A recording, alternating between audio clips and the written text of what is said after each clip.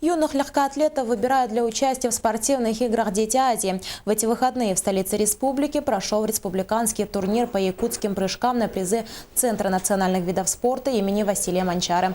Соревнования проводились на 5 отметок с приземлением в яму с песком по действующим правилам Федерации по якутским прыжкам. По итогам сильнейшие спортсмены будут отобраны для участия в спортивных играх «Дети Азии». Эти соревнования они дают плацдарм соревнованиям именно в легкую атлетику направлении. Так как мы сегодня прыгаем с приземлением в яму, в песок, это ближе по характеру прыжку, в тройном прыжку в легкой атлетике. Ну, можно даже посмотреть, даже невооруженным глазом видно, что многие спортсмены еще не подготовлены, так как якутские прыжки у нас обычно приземление на дорожке, а тут вся специфика идет с приземлением в яму. Ну и вот многие спортсмены учатся именно отрабатывать последнее приземление в яму и как бы подчеркивают те движения, которые нужны именно в легкой атлетике.